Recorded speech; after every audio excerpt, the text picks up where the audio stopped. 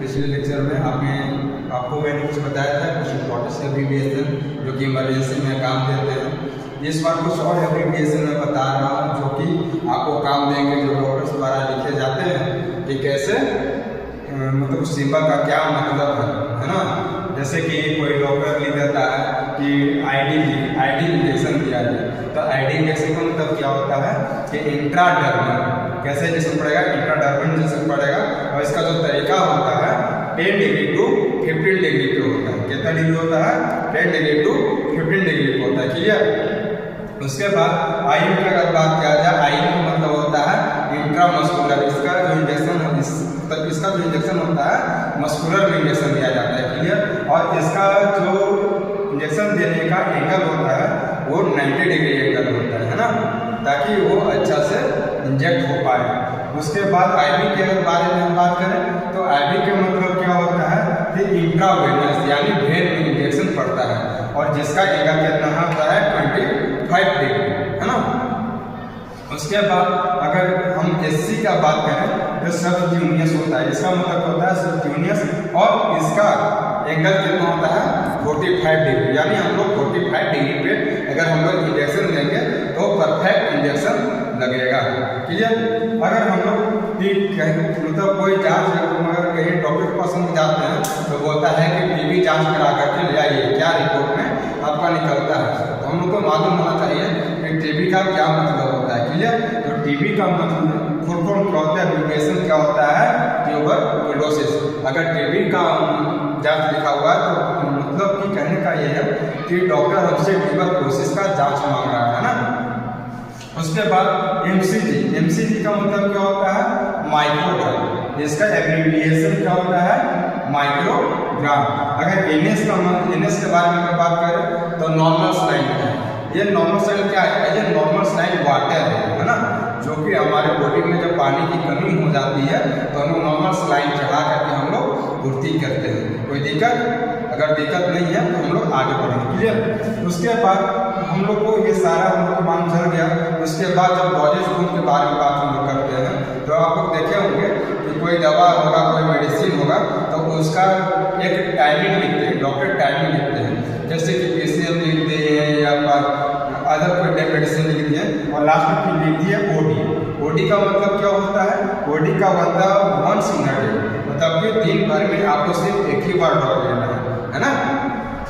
उसके बाद अगर टीडीएस के बारे में हम अगर बात करेंगे तो टीडीएस का मतलब होता है थ्राइस इन अ डे है ना।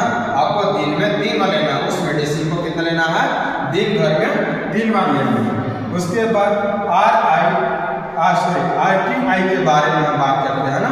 कभी जब ऐसा होता है कि रिस्पिरेटरी प्रॉब्लम हमारे अंदर होता है तो डॉक्टर को तो पता नहीं चल पाता कि कैसे है क्या है ना। तो इसीलिए कभी कभी क्या होता है, कभी क्या जब जरूरत पड़ता है तब डॉक्टर लिख देता है कि जाइए अपना आरटीआई जांच कराकर ले आइए। आरटीआई का मतलब क्या होता है, रिस्पिरेटरी ट्रैक्ट इन्फेक्शन है ना। जो रिस्पिरेटरी सिस्टम है, जो ट्रैक्ट है, उसमें इन्फेक्शन है नहीं है, क्या प्रॉब्लम है, उस जांच में पता चल जाता है। इसीलिए डॉक्टर बोलता है कि आप आरटीआई जांच कराकर ले आइए। क्लियर। उसके बाद आरटीआई के बारे में बताया था, रिस्पिरेटरी ट्रैक्ट इन्फेक्शन के बारे में मैंने बताया था। ठीक है। अब इसके बाद हम लोग सिंपल मेडिकल टर्म्स के बारे में बात करेंगे। ठीक है। तो अगर हम इसके बाद अगर बात करते हैं तो बीए पे आते हैं। बीए का मतलब होता है बैचलर ऑफ आर्ट्स, तब वो तो बोलते थे कि बीए का मतलब क्या होता है, बैचलर ऑफ आर्ट्स। बाकी आपको सोचना चाहिए कि इसमें हम लोग मेडिकल टर्म के बारे में बात करें, ना कि किसी डिग्री के बारे में बात कर रहे हैं। ठीक है। तो बीए के मतलब क्या होता है, ब्रोंकियल अस्थमा। उसके बाद अगर सीएन के बारे में बात करेंगे तो सेंट्रल नर्वस सिस्टम, यानी हम लोग को नर्वस सिस्टम से संबंधित इसमें हम लोग स्टडी करेंगे, जानकारी प्राप्त करेंगे। उसके बाद सीएसएफ के बारे में बात करेंगे हम लोग, तो सेंट्रल स्पाइनल फ्लूइड होता है। इसका क्या होता है मेडिकल टर्म में, सेंट्रल सेरेब्रो स्पाइनल फ्लूइड। उसके बाद अगर डीएम के बारे में हम बात करेंगे तो डायबिटीज मेलाइटिस, यानी इसको डायबिटीज के भी नाम से हम लोग जानते हैं, और बोलचाल की भाषा में हम लोग शुगर के नाम से भी हम लोग जानते हैं। आपको पिछले लेक्चर में मैंने बताया था कि आज डायबिटीज के बारे में बता दिया था कि जैसे कि आपको बताया था आरबीएस बताया था। आरबीएस मतलब क्या होता है, रैंडम बताइए, RBS का रैंडम ब्लड शुगर है ना, ये होता था। FBS का मतलब होता है फास्टिंग ब्लड शुगर। तो ये डायबिटीज मेलाइटस में ही आपको जानकारी प्राप्त मिलेगा कि किस रेंज में कौन सा रेंज का इसमें आता है ना, कि अगर 125 के बीच में अगर रहेंगे तो मेरा स्टेज कौन सा होगा, 125 के बाद रहेगा तो कौन सा स्टेज रहेगा। हम लोग डायबिटीज मेलाइटस के बारे में हम लोग पढ़ेंगे तब पता चलेगा, क्लियर। उसके बाद ICP के बारे में अगर बात करेंगे तो इंट्राकार्नियल प्रेशर होगा। इसका मेथड सर हम क्या जानेंगे, इंट्राकार्नियल प्रेशर के नाम से हम लोग इसको जानेंगे। उसके बाद BD का मतलब जानेंगे, ट्वाइस इन अ डे, मतलब यानी कि अगर कोई डॉज के लिए अगर डॉक्टर लिखता है कि आप BD लीजिए, BD मतलब आपको समझना होगा कि BD का मतलब क्या होता है, ट्वाइस इन अ डे, दिन भर में आपको 2 बार आपको डॉज को लेना होगा। उसके बाद MG का अगर बारे में बात करेंगे तो MG के मतलब क्या होता है, माइक्रोग्राम। उसके बाद NB का मतलब क्या होता है, NB का मतलब होता है न्यूबॉर्न कहें तो जैसे कि चाइल्ड अगर बर्थ होता है, न्यू चाइल्ड बर्थ होता है तो उसको एज ए सिंबल के रूप में MB के रूप में हम लोग इसको डिनोट करते हैं, तो डॉक्टर समझ जाता है कि न्यूबॉर्न बेबी का ये केस है, ठीक है।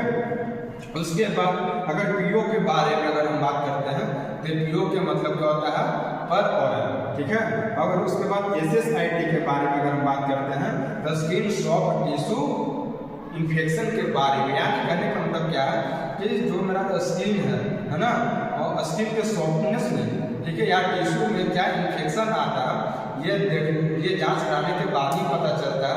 क्योंकि हम लोग को जैसे कि आप देखते होंगे कि खुजली होता है, नोचनी होने लगता है, तो हम लोग डॉक्टर के पास जाते हैं तो वो क्या करता है, स्किन के सॉफ्टनेस चेक करता है कि उसके टिश्यू में कोई इन्फेक्शन वगैरह नहीं है ना, कोई स्किन में कोई प्रॉब्लम नहीं है ना। अगर नहीं रहता तो कोई बात नहीं कर रहता है तो उसके बाद उसका मेडिसिन मिलता है और फिर ठीक हो जाता है, ठीक है।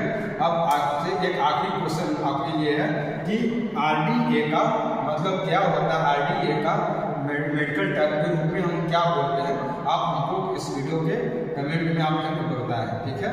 धन्यवाद, थैंक यू।